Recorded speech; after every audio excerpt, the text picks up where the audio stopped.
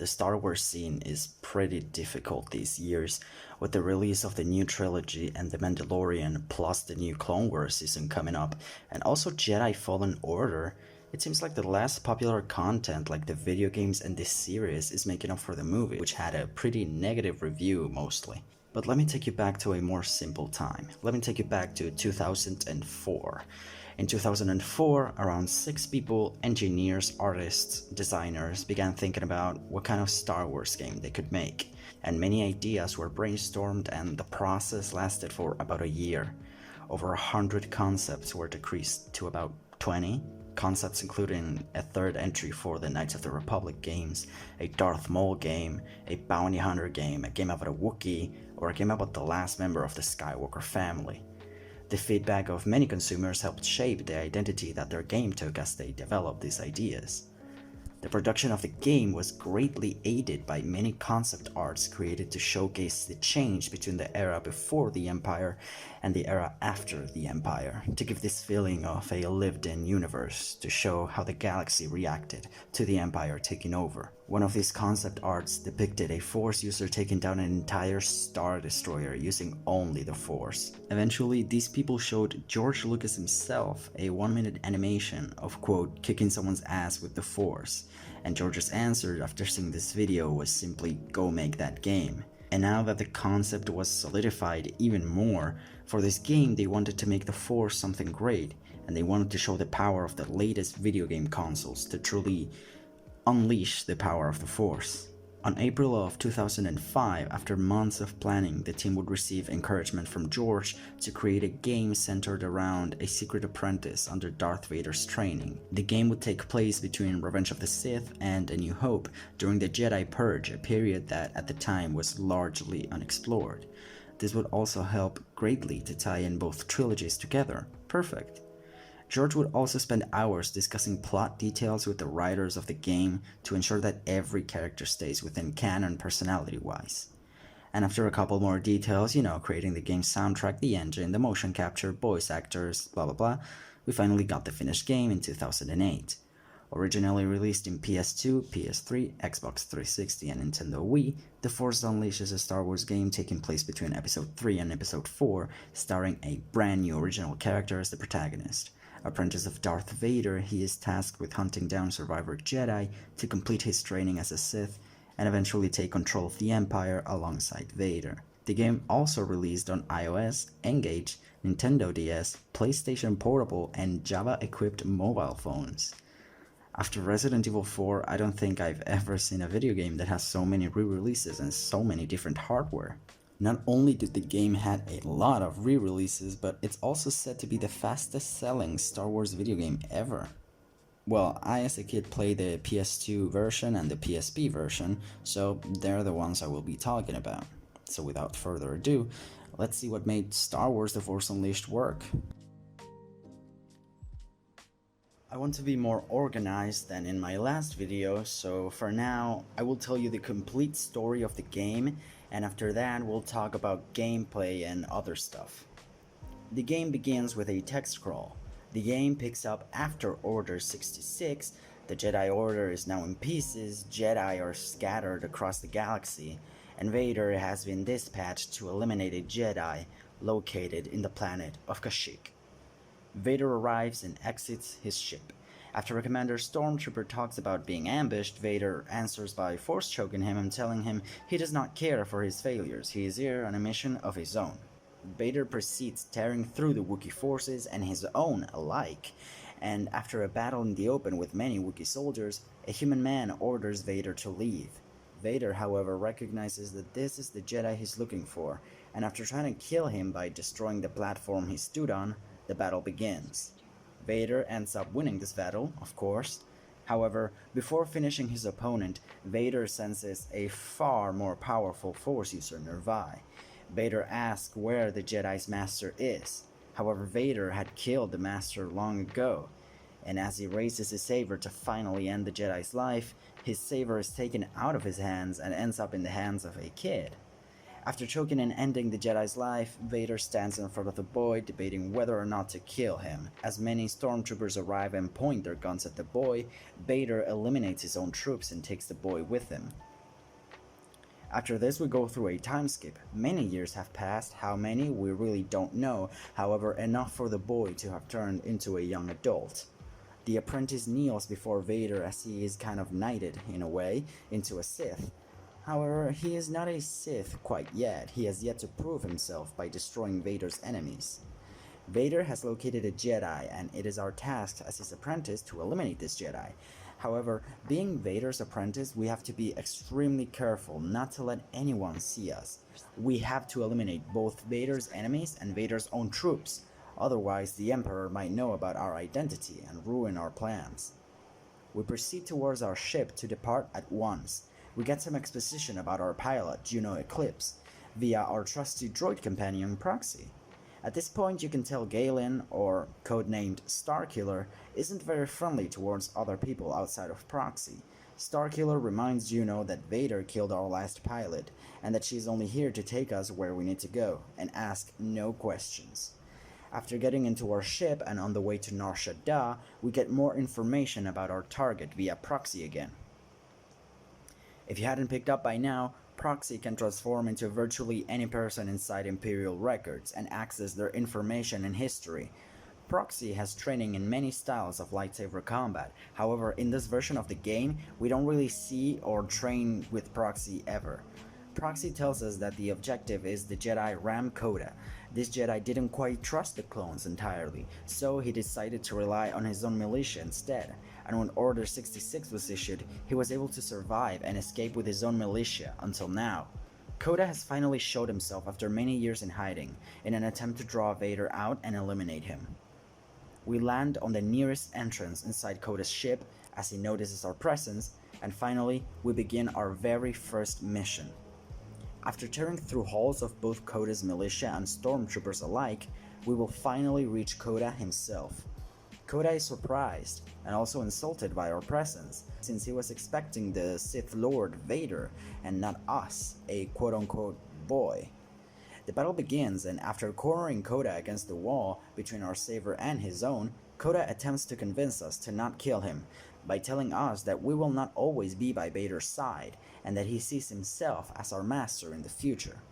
We draw his own blade onto his eyes, blinding him, and finally we throw him out of the window into space with the Force. We see his body flying down towards the planet and take his lightsaber.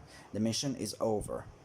As we meet up with Vader and confirm Koda's death, Vader scolds us for being too easily distracted by presenting Koda's saber. Our training is nearly complete, however we have yet to convince Vader that we have what it takes to overthrow the Emperor. We are tasked with going to Coruscant to the Jedi Temple and find something. What that something is, we don't know yet. After arriving, we are confronted with stormtroopers guarding the place, which we have to eliminate to clear our path. After going deep inside the Jedi Temple, we enter a strange room, and we become dizzy as we hallucinate for a second. A voice tells us to control our fear and let go of our anger, tells us we need all of our skill to survive. Strange. Out of nowhere, we get shocked with a strange red lightning, and as we look up, we finally see who is doing this. It is a strange Sith Lord hiding in this place. However, he is no match for us. We quickly take care of him and end him by smashing him to the floor with a statue. Vader appears via Proxy to tell us about another Jedi he found, and we are tasked with killing him. A quick look at our databanks inside our ship reveals that this was Darth Desolos. However, this wasn't actually Darth Desolos himself, but rather a visage of him. We also get information about Desolos himself. He was a legendary Sith Lord and once Jedi Master whose name is now lost to time. Born nearly 3,000 years ago, after his eventual demise, the Jedi utilized his visage to train upcoming Jedi Knights through the Trial of Skill. This is a trial the Jedi go through to get the title of Jedi Knight. The test consists of defeating Darth Desolos. The vision of Desolos changes with each Jedi confronting it, using the Jedi's own fears against them. Well, I guess that clears up that. Moving on, we travel towards Raxus Prime. Out in the distance, we can clearly notice a replica of the Jedi Temple in Coruscant made up of junk. Proxy informs us that he can pick up many communications, thousands of droids calling out to each other, and that this is where the droids go to die. Delightful. We must proceed on foot, however, as the junk surrounding the temple is way too much to land anywhere close to it. Proceeding through the junk, we will find many droid enemies appearing seemingly out of nowhere. We will also encounter many variations of these junk droids alongside a giant junk behemoth. In this planet, we will also encounter a bounty hunter named Drexel and his men. Why they are here, we never truly find an answer to, but he is willing to tell us the directions towards the temple for a price. However, we don't negotiate, so we choke him until he finally spits out what we want to know, and so we move on. After clearing the path, we encounter Drexel yet again. He knows our identity as a Force sensitive and a Jedi, and he wants to sell us to the Empire, so we must eliminate him. After quickly taking care of Drexel, we will make our way towards the replica of the Jedi Temple. In here, we will find a giant junk droid we must take down. After doing so, our target finally reveals himself. He was inside the junk droid all along, but he is no match for us, and we easily take him down and eliminate him. According to our databanks, Castan Paratus was a Jedi prodigy. He was immensely fascinated by machines and robotics, and greatly disliked Jedi's physical training, preferring much more to use the Force to navigate through the Jedi trials. And so he did. The Council, very impressed by his performance, decided to grant him the honor of being a Jedi Knight, and so Castan remained on Coruscant creating droids to aid Jedi under training. As the Clone Wars began, Castan became a Jedi General with the sole purpose of defeating the Confederacy's droids and study them. This is where he got the idea of creating his robotic limbs to aid him in battle. Alongside these limbs, his staff lightsaber, and his proficiency in the Force, there was no army big enough to be a match for this Jedi Knight. Castan, being an enormous user of the Force, was able to manipulate droids and animate them in incredibly realistic ways, which explains the junk droids we just fought on Raxus Prime. However, when Order 66 fell upon the Jedi Temple, Castan, terrified, fled the planet. Carrying the guilt of having abandoned his Jedi sisters and brothers, Castan exiled himself to the remote planet of Raxus Prime. In here, Castan's objective was to build a giant droid army to one day destroy the Empire. However, the loneliness of the exile and the guilt, combined with Castan's devotions to the Order, drove him insane. During these years in exile, Castan would spend his days attempting to rebuild the Jedi Order with his junk droids, even creating a replica version of the Jedi Temple of Coruscant. And speaking of Coruscant, after notifying Vader of Castan's defeat, we are tasked yet again with traveling to the Jedi Temple to continue with our training. Arriving once more in the Jedi Temple, we will traverse through a pretty linear path until we reach the Jedi Library. In here we will find Juno kneeling down. Weird. After getting close, we are confronted by another Sith visage. This time it's Darth Phobos. We are being tested yet again. This time we are tested by confronting a Sith that specializes in deception, making you hallucinate, disorienting you, and transforming into others. However, she is no match for us and we easily take her down. After completing this test, we are finally ready to confront a true Jedi. Vader informs us of yet another Jedi hiding in Felucia, Shaak-Ti, and her totally not a Sith apprentice, Maris Brud. You will probably recognize Shaak-Ti if you watch the second and third film where she totally does not die, and the Clone Wars cartoons. This planet is populated by the Felucian warriors. These warriors are known for being extremely Force sensitive, and with their Force powers they can heal each other or control the plants and animals in the planet. Shaak-Ti is helping them not to fall for the dark side, as usually these Felucian warriors lose control and fall to the dark side of the Force, becoming complete brutes. Totally not foreshadowing here. After going through the path towards Shaak-Ti and defeating many Felucians and Rancors, we finally encounter Shaak-Ti next to the Sarlacc pit. In here we will fight until we have her cornered against a cliff. Shaak-Ti tells us that we are wasting our powers by being with Vader. However, we aren't easily convinced. She won't convince us to betray our master. She mocks us by saying that the Sith always betray one another, and willingly falls towards the Sarlacc pit. Totally not foreshadowing here. Our mission is complete, and so we take our saber and walk away. And now, finally, after informing Vader of our success, we are ready to stand against the Emperor and take over the Empire ourselves. We take off right away and reunite with Vader. The Emperor is also here. However, Vader did not lure him in. As the Emperor walks into the room, we are literally stabbed in the back by Vader. We were followed by the Emperor's spies, and now Vader is faced with an ultimatum. Either Vader kills us, or we both die by the Emperor's hand. Vader picks up our already weakened body with the Force, throwing us around the room until he finally throws us outside into space, seemingly killing us. In the next scene, we wake up screaming as droids are rebuilding our body while we're cuffed. Vader is also in here, and he tells us that he just wanted the Emperor to believe that we were dead. With a bit of doubt in our mind, we are still, however, loyal to Vader, as he informs us that we will need to rally a group of people to oppose the Empire, big enough to create a distraction, and then we'll take over. As we rescue Juno from this ship, we are headed towards Nar Shaddaa with the intention of fighting Ram Koda, as we believe he might still be alive. This time we are actually in the planet, in a bar kind of section where all the mercenaries and bounty hunters go. After going here with our totally not Jedi robes and menacing the bartender with our totally not Jedi force powers, we have to clear our path towards Koda since the entire place is after us because they totally think we're Jedis. We finally found Koda passed out in the table, and as we try to convince him to join us, he walks away. Following him, we are confronted by stormtroopers. The Empire has found us. At the end, we are confronted by a shadow guard, and we have to fight him off and his special stormtroopers. They are no match for us, and after we finally convince Ram Koda to join us, Koda informs us of a friend in the council who could use our lightsaber. However, before going there, we must travel once more towards the Jedi Temple. This time, something calls us there. As we arrive and again go through a linear path slashing away at the Empire guards, we arrive in a sort of meeting room for the Jedi Council. However, the place is entirely destroyed, and we can see why. In here, Vader himself is fighting off a survivor Jedi. As this Jedi is about to strike Vader, we step in to defend him, and a fight begins. After showing this Jedi the true power of the dark side, we, or Starkiller, gets the revelation that this Jedi was his own father, and in this one moment, you can really sense the doubt that Starkiller feels inside when he stays on this dark path. However, this dark path is really the only path we've ever known, so we have no other choice than to advance forward. Finally, we travel towards Kashyyyk. This time, we travel throughout Kashyyyk's forests, fighting off the Empire as we head towards our objective's location, which is Koda's contact. After fighting off countless stormtroopers, we are confronted by Ossix Stern. This guy fights us on a customized AT-ST. After destroying him, we finally reach our objective.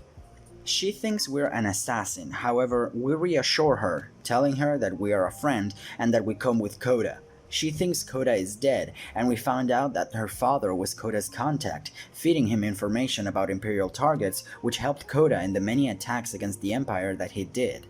She won't come with us, and instead decides to flee the planet herself on a ship. As we head back, we confront Koda, asking who this person was. Koda informs us that she was Princess Leia Organa, and that her father, Bail Organa, is Koda's contact. We of course want to talk with him, however Koda denies it. We continue pressing Koda to tell us where he is, but it's impossible. He tells us that Vale is nowhere to be found. As Koda says, Bail went out to find the Jedi Shakti and disappeared when he landed on Felucia. Considering we have already been to this planet, we recognize what Koda was talking about, and as Koda suspects of us by telling us that we have to be very close with the Force to read his thoughts, we just answer by telling him that he's easy to read. Now that we got that out of the way, it is time to go to Felucia to find Bail Organa once and for all. Without Shakti commanding the Felucian warriors, this has to be a walk in the park, right? Wrong. Thanks to Shakti's death, the entire planet fell upon the control of the dark side, and Maris, now turned to the dark side due to her intense hatred for Vader, is keeping Organa slave in case the Empire finds her. Guess we know what we gotta do now. The planet is also populated by many Imperials and, rebels, but not rebels quite yet. Essentially, they're just searching for Organa, just like we are. And after finally finding Organa, we are confronted by Maris, and will need to fight off her Rancor. After succeeding in defeating this giant Rancor, we will have to confront Maris herself. However, this time we don't kill our enemy. Maris asks for us to let her go, and we do. Organa scolds us for our decision, however, Maris will always carry in her memory her actions in here.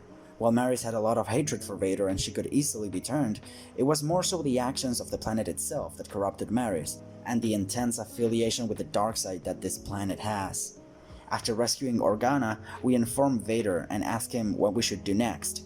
Vader tells us that due to the Emperor ruling the galaxy by fear, we need to destroy that fear to convince others to join our alliance. It seems awfully odd that Vader is willing to go to create an entire rebel group just for a distraction. It seems like Vader has it all planned out. It must be nothing. Vader signs off, but Juno was standing behind of us the whole time and heard our conversation. If Vader didn't make it quite clear enough already with his dialogue, it's apparent that Starkiller is a little bit too much into this idea of the whole rebellion and formed deep bonds with Juno and the rest of the crew. Vader doesn't like this, and Juno doesn't like that we still work for Vader. It seems like we must make a choice here. Next up, we'll have to travel towards Raxus Prime once more. This time, we'll need to destroy their starship facility. It seems like the Empire has taken control of Raxus Prime and is creating star destroyers out of junk in here. We can't allow that. We are confronted by a Shadow Guard when we get to our objective. However, they're no match for us. After destroying the facilities, a star destroyer begins to fall from the sky directly towards our ship. With our crew unable to escape in time, we have to use the Force to bring the destroyer down and halt its trajectory. It takes a bit of effort, however, we succeed in this task and we head back towards our ship. With that taken care of, now it's time to head towards Cloud City to unite with someone who wants to form an alliance with us. As we arrive in Cloud City, we find out that there's a lot of mercenaries just thrashing the entire place, so we have to take care of them as we progress through the city to meet up with our target, who has been kidnapped by a mercenary named Chopa. Before fighting Chopa, however, we have to fight someone else, the mercenary who kidnapped our target and delivered it to Chopa, a Gungan named Cliff, actually. I bet you never expected to see that in a Star Wars game. So after fighting Cliff and brutally murdering him, we make our way towards Chopa. He came here prepared, however, and we have to fight him alongside his Mandalorians. This boss fight has 3 phases. However, after finally getting rid of the guy, we will finally meet up with our target, who agrees to form a rebellion with us. Now it's finally time to officially create the Rebel Alliance, so we meet up with our friends in Corellia, but not before a pretty dramatic cutscene with Vader. We inform Vader that we need more time and that we are barely just now getting the trust of the rebels. Juno is still unhappy about us still working for Vader, however we reassure her that it's for the best of both of us. As we meet up with the rebels in Corellia, the Rebel Alliance is officially formed, but it wouldn't be as easy as that. As soon as Bail Organa finishes his speech, the Empire makes an explosive entrance. Vader found us. From the very beginning he lied. He never wanted to take down the Emperor, at least not with us. And as Vader takes the rebels prisoner and is about to kill us, someone comes to our rescue. It's Obi-Wan. What? Turns out it was just Proxy trying to defend us, and while it's sad, it was the perfect distraction for us to escape to safety. Lamenting that Vader betrayed us and took the rebels, Juno reassures us that it's up to us to protect them and the Rebel Alliance, and so we take off to find Vader and help our friends. To make sure we're going in the right path, we decide to meditate, and we see a vision of a giant space station still under construction. And with this, we set a path for the Outer Rim and enter the final stage of the game. This is it. As we arrive to the Death Star, we speak with Juno about our plan, and knowing that we will probably not see each other again, Starkiller and Juno kiss each other as he jumps down and says goodbye. I will speak about this level in more detail in the upcoming section of the video, but for now, I will advance all the way to the end, in which we finally meet with Vader and the Emperor face to face.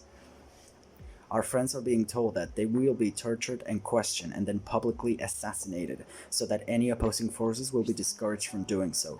But just in the nick of time, we arrive to face the Dark Lords. As the Emperor takes our friends away, we have to fight off Vader in a brutal and epic battle in which we completely and absolutely destroy him, even breaking down his entire robotic suit and body in the process. As we break our way into the Emperor's room where our friends are being held captive, we will be met with a choice, either strike down Vader or face the Emperor. Depending on the choice we will make, we will get one of 2 endings. The bad ending, which is the non-canon one, is the one in which we decide to strike down Vader, and after doing so we will try to kill the Emperor. However, he will bring down our ship towards our position, effectively killing everybody in the room. After this, we will wake up and notice our body being reconstructed, in a similar fashion to Anakin at the end of episode 3. The Emperor has salvaged our body and fused it into a specialized armor created to hunt down remaining Jedi, creating a replacement for Vader. In the good ending, we completely ignore the broken Vader on the floor and decide to fight the Emperor and protect Coda from being killed. After finally bringing the Emperor down, Coda stops us from killing him and giving into the dark side. As we're about to make our escape, stormtroopers storm the place and the Emperor uses his lightning powers to try to kill Coda. We stop this from happening and essentially become a martyr for the rebellion, sacrificing our life to let our friends escape, as the entire place explodes due to the Emperor's lightning getting out of control. It's after Starkiller dies that we find out that in reality this was all the Emperor's plan all along, allowing Vader to take an apprentice with the false hope of surpassing him, only to find the Emperor's enemies and killing them once and for all. However, due to us abandoning the dark side and becoming friends with the rebels and developing a relationship with Juno, the plan got out of hand and it was ruined. Not that we are dead and we're finally one with the Force, both Vader and the Emperor acknowledge that we're more powerful than ever. However, Vader still vows to find and destroy every single rebel left now that their identities are known. All the way over in Kashyyyk, the surviving rebels are reunited, and after picking a symbol for their alliance, the Rebel Alliance is finally officially born thanks to us and our sacrifice. Over at the roof of our ship, Juno is sitting down, and as Coda approaches, she asks why she decided to help us, considering Coda already knew who we were. Coda explains that when Starkiller approached him in the bar, amongst all the dark thoughts he glimpsed a bright spot, Juno herself. And with that, both look out to the night sky of Kashyyyk and the game ends. I gotta say, perhaps it's because I played this game a lot as a kid, but playing this and experiencing the story all over again really hits hard. It's a really beautiful story, and I love that it introduces many new characters to the lore, and above all else, it's essentially a story about how the rebellion came to be. Starkiller starts out essentially as a puppet of Vader, and slowly develops into becoming his own person and grows to despise Vader, the Empire and the dark side. All this development in the span of roughly 6 hours, which is how long the game is, at least the main story in this version. The story of the game is beautiful to me, and it pains me that it's now Legends content and not considered canon. However, now that we got the story out of the way, I can finally freely speak about the other aspects of the game. The story, while definitely being one of the best parts of the game, isn't the only thing appealing about it.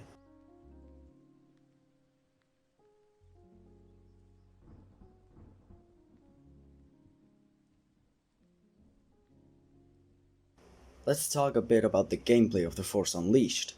As I stated in the beginning, they wanted to make a game that really lets you feel like a powerful Force user, being able to use devastating Force powers in conjunction with your lightsaber. And in that aspect, I feel like they did a tremendously good job. Just look at how many Force powers you can unlock and upgrade in the game. This game has an insane amount of content. If you rush through the game like I did, you will roughly end it in about 5.5 hours. However, if you take your time and decide to grind, you can extend that to about 8 to 10 hours easily, if you spend more time on each level trying to find every hidden crystal, saber hilt, and holocron. In every single level of the game except the last one, you can go back to your ship at any point in time, except boss fights. By doing this, you can pretty much grind a lot of experience points by doing the same level all over again and getting all of the Force powers maxed out, becoming even more of a force of nature.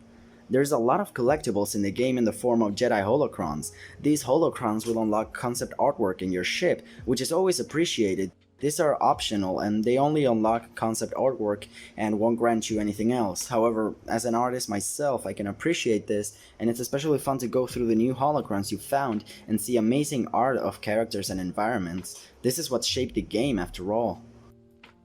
Not only do you have holocrons, but after defeating each level you will get new information on your databank.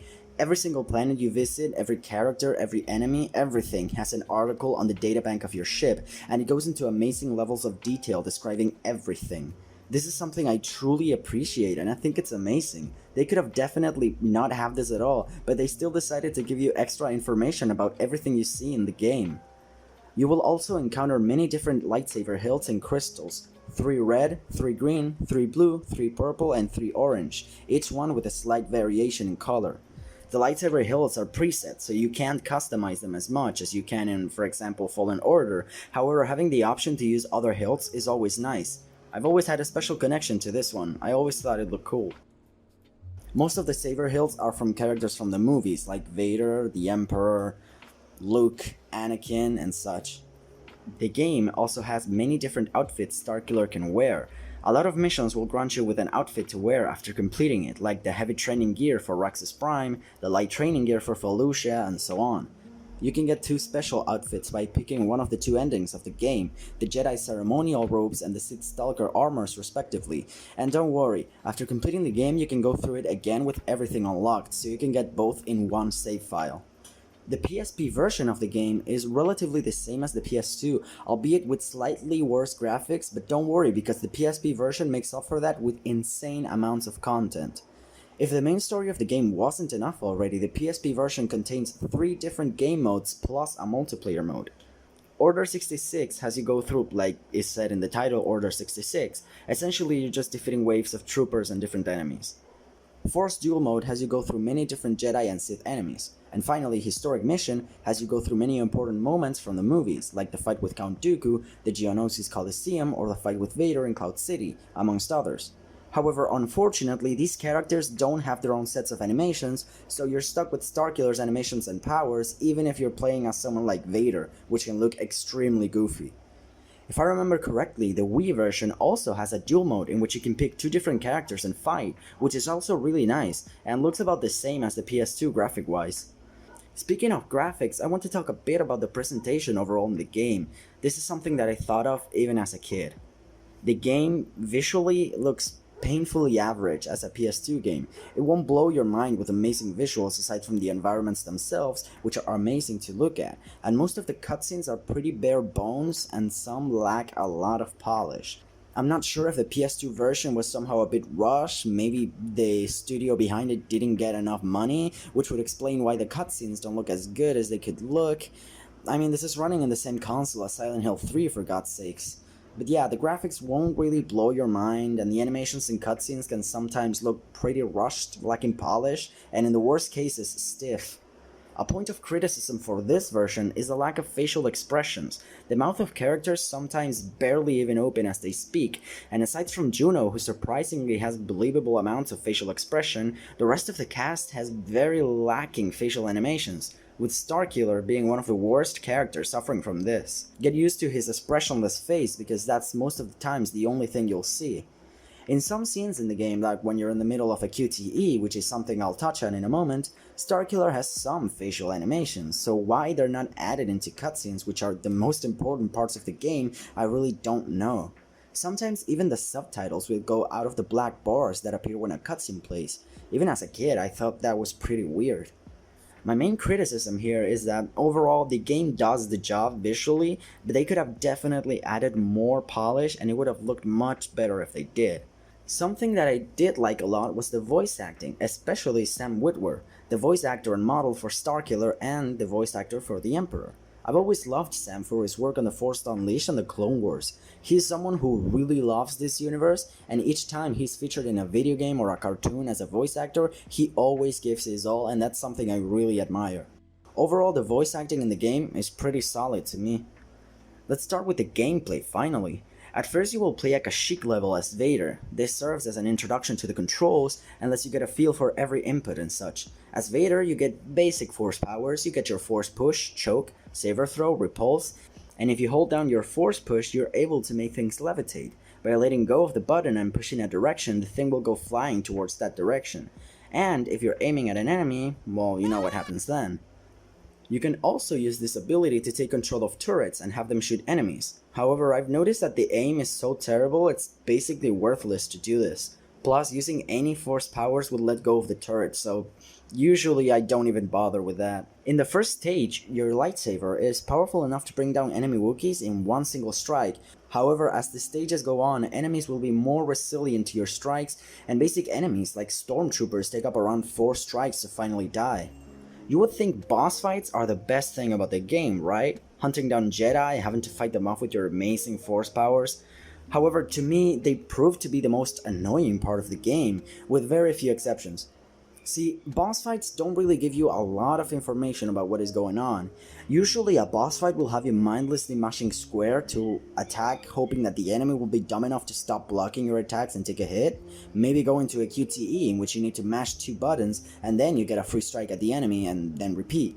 But what about my force powers, I hear you ask? Well, force powers usually don't do anything against bosses. Force push and lightning sometimes work, but forget about anything else, as the bosses will be unaffected by combos or choking and such, as they can usually free themselves from your powers.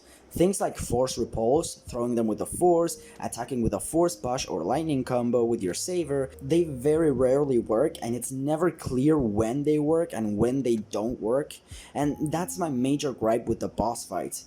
Usually push or lightning will start a QTE in which you need to mash two buttons to win against the enemy and do even a little bit of damage, just like with the lightsaber.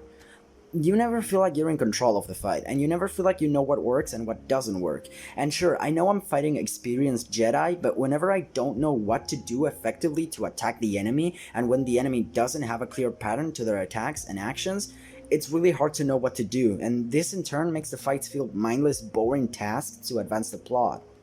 Sometimes you will face enemies like Cast Imperatus and Maris Brute, both enemies being extremely weak to force powers. Both of these you can usually safely use every force power at your disposal to take them down, and these are usually the most fun boss fights you'll have, because you can use your entire arsenal to take care of them. At the end of each boss fight you will have to press a button to start a QTE, which is really fun. These QTEs don't make you look away from the action taking place, and each button appears on their respective position on the controller, up, down, right and left. By doing this you can safely keep looking at the action taking place, and if you have your eyes in the middle of the screen, you can safely know which button to press without having to look away. These aren't usually too long and they're fun to watch, so no harm done with these. Sometimes QTEs will activate for other enemies like the ATSTs, however this can be defeated by just depleting their life bar, and that's that. Speaking of life bars, I feel like this game would have been much better if you had life bars for enemies such as normal enemies.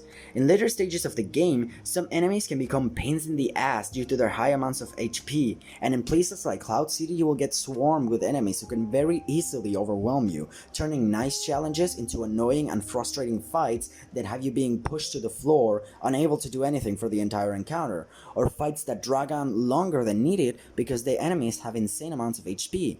This is especially true in levels like Nar Shaddaa or Cloud City, where you meet these axe-wielding enemies that appear in groups of 3 or more, have insane amounts of HP, and they can charge at you, throwing you back and doing damage. In the Choppa boss fight, specifically the second stage of it, you have to fight him in a giant droid that has no chill whatsoever and will attack you relentlessly. This is one of the most frustrating and boring boss fights. The developers added a lot of explosives and boxes to encourage the player to throw them towards the droid. However, due to the fact that the droid never staggers and will continue to attack even if you throw boxes or explosives, most of the time this strategy will have you throw a box or explosive and then being thrown around the room like you're a basketball, only to get up and repeat the process again. The player will realize that this isn't working and will resort to the easiest way out: just throw your saber at it while running around, or use your force lightning. This makes the fight really boring and it never gets challenging, it's just frustrating and bad. The problem of never knowing when an attack works translates to normal enemies as well. Enemies like the axe-wielding ones of Cloud City will literally just block your force pushes, as if you could just raise your weapon and block a push with the force, just like that. It's a really stupid way of making an enemy invisible to the force, and sometimes even normal enemies will not be affected by attacks, so while you're doing your special attack or combo animation, the enemy will just keep attacking you, which always proves to be extremely annoying. The most annoying enemies to deal with are the Mandalorians or the Stormtroopers with jetpacks. These enemies are invulnerable to force pushes, and even if you attack them, they will usually stay on the air, so your only choice is to use any force attacks to bring them down. Trying to force push them by holding down triangle won't work somehow. Like I said, these enemies are literally invulnerable to the force pushes for some weird reason. Then you get fights with things like the ATSTs. They can throw missiles at you that will throw you back across the entire room, even if you're at the ATST's feet. The explosion won't affect them, however you can force push these back. Still, these enemies are so annoying to fight against that the best option is to keep running towards their back while throwing your saber or using your lightning for the most damage output, if you've upgraded these of course. Outside of these instances though, the game offers a lot of maps and areas in which many normal enemies are, and these are the best parts of it. Just absolutely tearing through entire rooms of enemies as you please. You can throw enemies outside of high places, killing them instantly, hold an enemy in the air and push other enemies and objects onto it. pushing enemies and sending a lightning bolt to follow them to do more damage, you have a lot of options on how to approach situations, and usually the most fun options are your force powers. Your lightsaber is usually not the best way to approach a fight, as Starkiller's attacks are very weird and have you dance around the entire room, never being able to hit your opponent because even your basic first attack has Starkiller advance a good half-meter in front of him. Unless you're locked on into an enemy and you can get Starkiller to keep attacking forward in the enemy's direction, it's best to just use your force powers to get rid of these guys. So overall, the combat, while sometimes being clunky, annoying, and frustrating, never knowing when a certain attack will work or not, most of the times will make you feel like an absolute god, being able to use every single force power at your disposal to get rid of anything in your way. Just like with the visual aspect of the game, if it had received just a bit more polish, then it would have been amazing. So far, the things I've mentioned can be considered little details, but to me, it's in the details like those that can make a game great or just decent. Something I haven't touched on yet are the planets you visit. The game will have you visit planets regularly, from Kashyyyk to Nar Shaddaa, to Coruscant, to Raxus Prime, to Felucia, Corellia, and finally the Death Star. Usually you will go back to each planet at least for a second time, and each time the visit is different, so you don't have to worry about the planets looking the same. Every planet has an insane amount of detail put into it. Just walking or running across the stages and looking around is amazing. Most of the times you can spot details that you wouldn't normally if you weren't paying attention. One of my favorite planets is Felucia for sure. Just turn down the music and turn up the sound effects volume and you will get the best atmosphere ever. This is not to say that the music is awful. The music is your regular Star Wars soundtrack. Most of the tracks are taken straight from the movies. The music is great. However, even after you finish clearing a room, you will still get an upbeat soundtrack. And as I was playing through Felucia, that kind of bothered me. Sometimes not having music in the background is better than having music. The natural sounds of the planet accompanied by the enemies and the lightsaber was 1,000 times better than having the battle theme of the planet playing in the background, even when there were no enemies around. There's even a 30-minute video of the Felucia ambience for the PC version of the game. It's insane, coupled with little background details too. That's the kind of stuff I really love. They really nailed down making every planet believable by adding these little details, and not make them linear levels without any substance. Each planet really feels unique and different. Even visits to the same planets are different, so it's always fresh and it's never the same.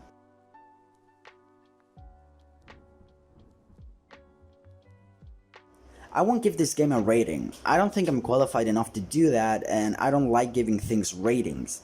I'm just here to lay out my opinion and various points, and let you, the viewer, decide for yourself if you agree with me. The closest thing to a rating I will say is this.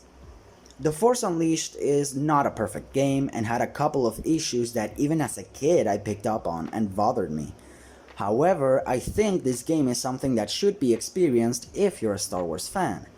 The gameplay is something amazing and fun. Even similar games like Jedi Academy and Fallen Order, which are similar in gameplay to The Force Unleashed, don't quite give you the same feeling and don't make you feel quite as powerful as you feel in the game.